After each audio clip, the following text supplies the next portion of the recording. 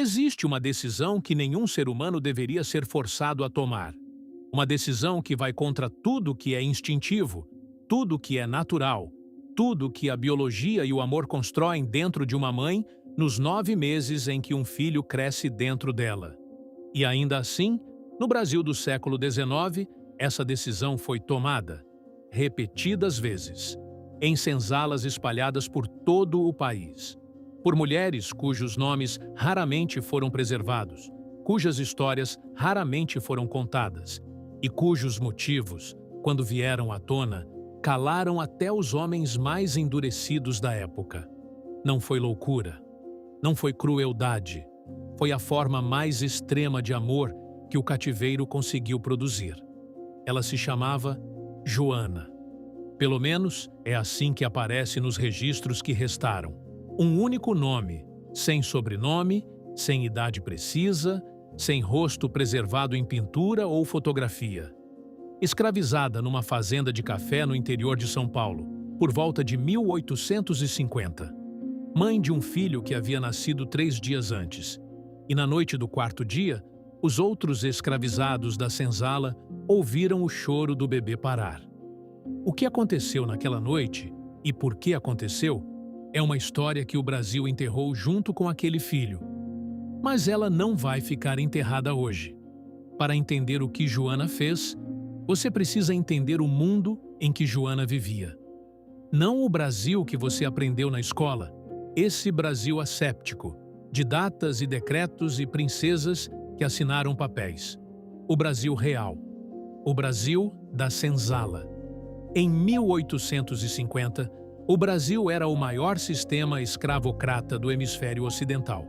Havia aproximadamente 2,5 milhões de pessoas escravizadas no país. Mais do que qualquer outra nação do continente. O café, que enriquecia São Paulo e o Vale do Paraíba, era colhido por essas mãos.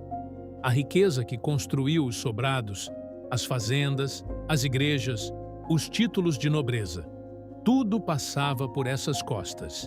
E dentro desse sistema, a mulher escravizada ocupava uma posição específica, calculada com frieza pelos senhores. Ela era produtiva duplamente. Produzia trabalho, no campo, na casa grande, na cozinha, nas camas dos senhores quando não havia escolha. E produzia mais escravizados.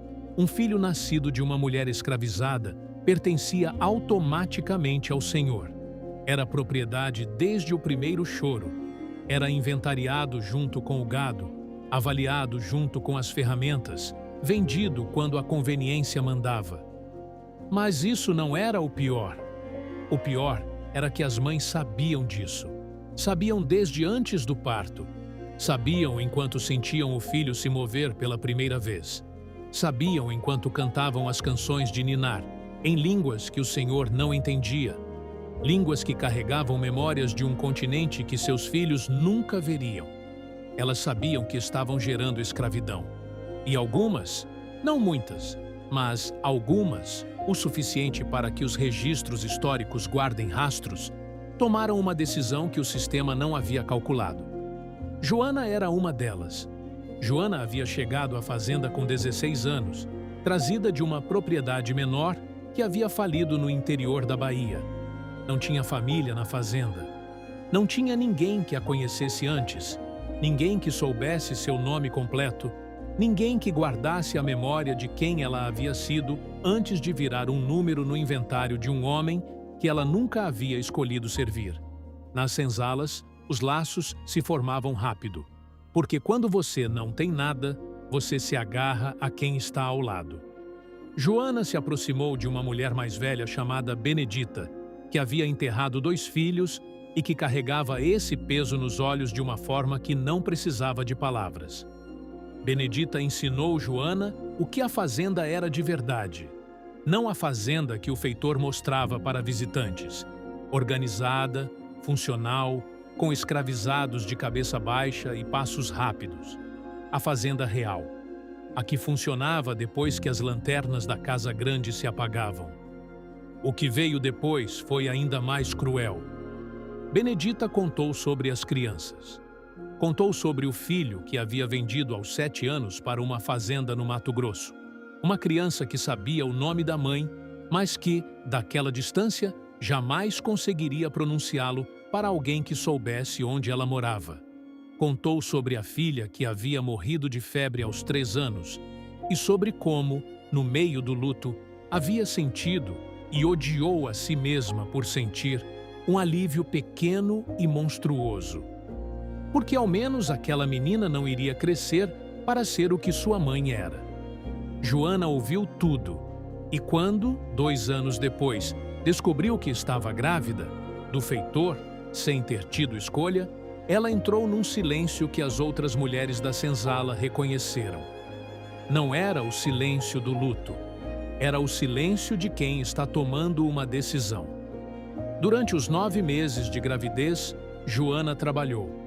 Continuou na colheita até o 7º mês, quando o corpo não obedeceu mais. Não reclamou, não chorou na frente de ninguém. Mas à noite, as mulheres que dormiam perto dela diziam que às vezes a ouviam rezar. Não em português, mas numa língua que Benedita reconheceu como Iorubá. Palavras que Joana havia aprendido com a mãe, que havia aprendido com a avó, que vinham de um lugar que o tráfico havia cortado, mas não conseguido apagar completamente. E ninguém estava preparado para aquilo. O filho nasceu numa madrugada de junho. Parto difícil, longo, assistido por Benedita e por 2 outras mulheres. Um menino, saudável, com um choro forte que ecoou na senzala e fez os outros escravizados se mexerem nas esteiras. Joana o segurou. Por 3 dias, ela o segurou, amamentou, cantou, olhou para aquele rosto com uma expressão que Benedita descreveria depois, muito depois, numa conversa que chegou até os registros de um padre abolicionista que a entrevistou anos mais tarde, como o amor mais doloroso que eu já vi em alguém. No 4º dia, o feitor apareceu na senzala com um papel. O menino já tinha nome no inventário do Senhor, já tinha valor estimado, já era propriedade. Naquela noite, o choro parou. De manhã, Joana foi até o feitor e disse que o filho havia morrido durante a noite. Recém-nascidos morriam com frequência nas senzalas.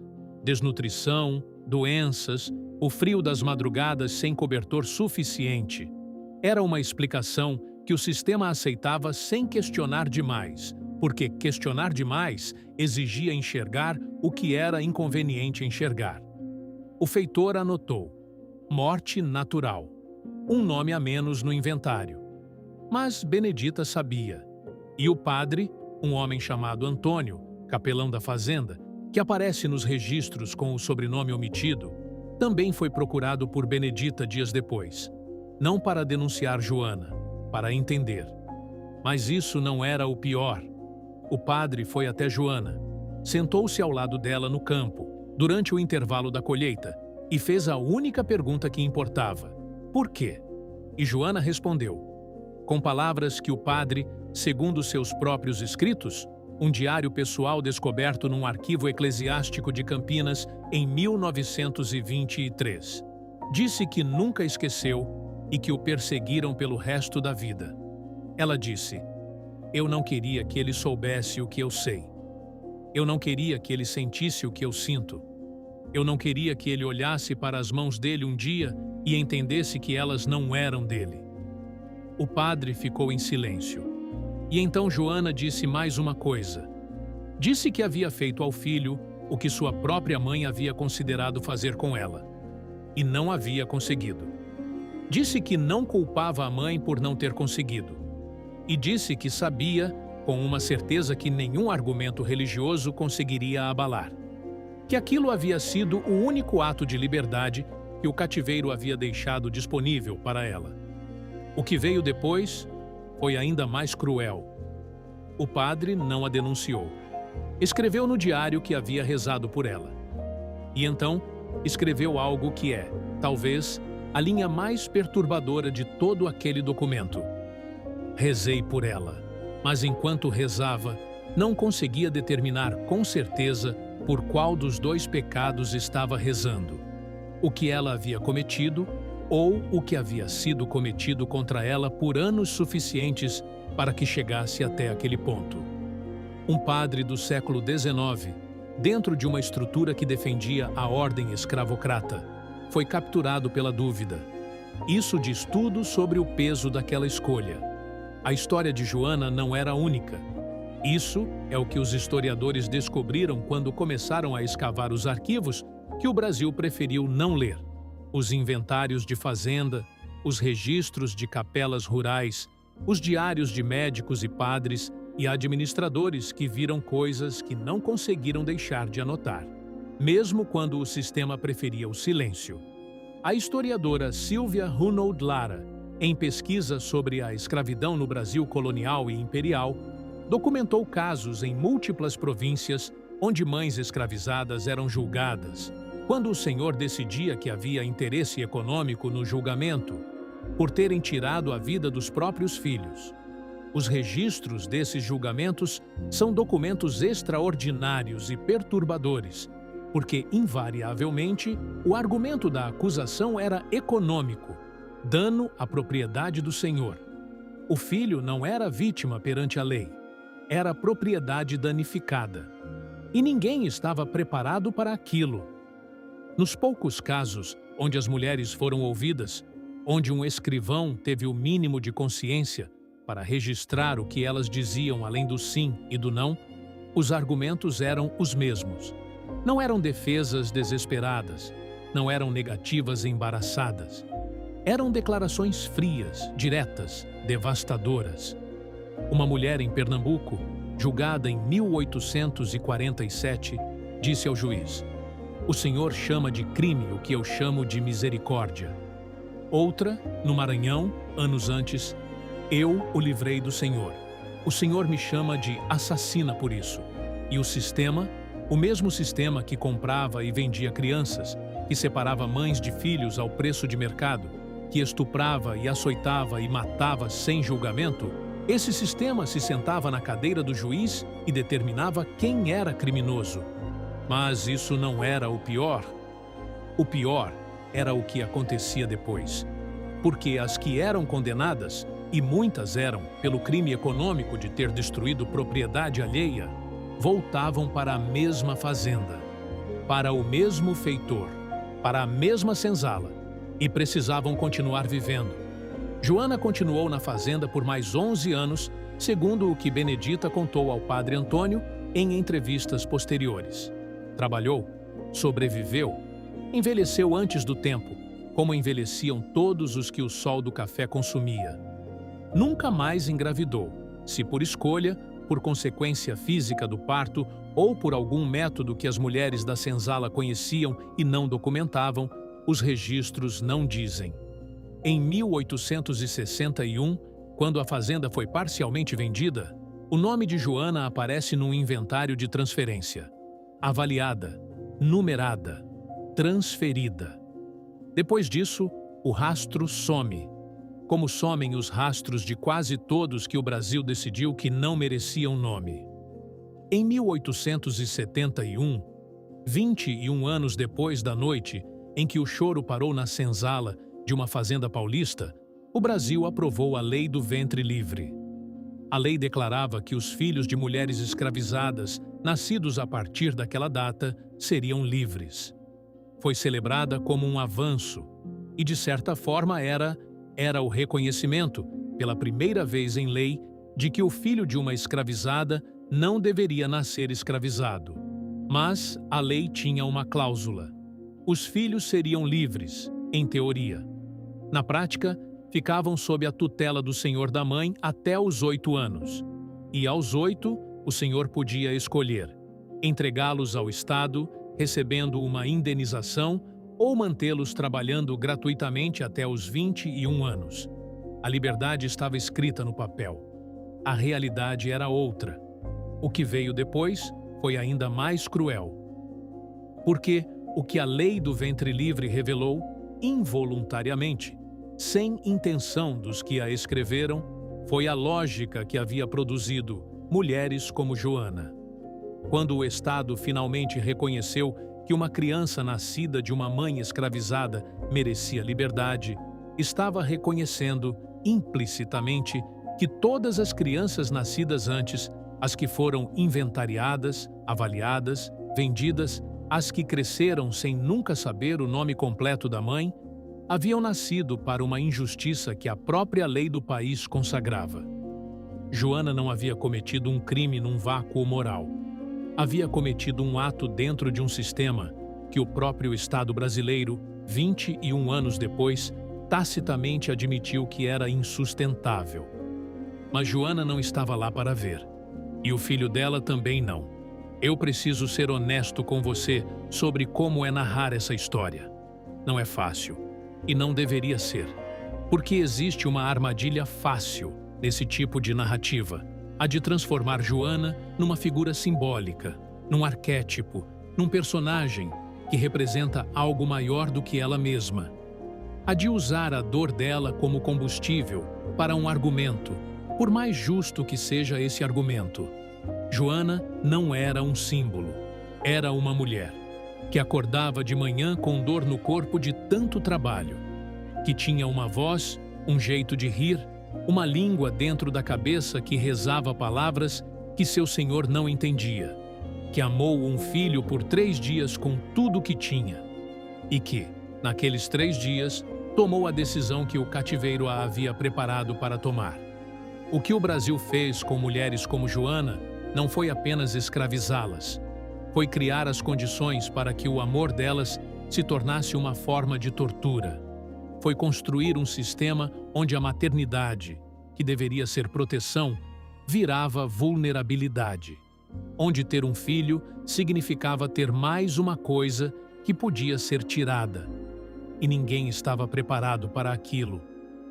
Quando o padre Antônio escreveu no diário que não sabia por qual pecado estava rezando, ele tocou em algo que a teologia do século XIX não tinha instrumentos para processar, mas que nós, 170 anos depois, podemos nomear com mais clareza.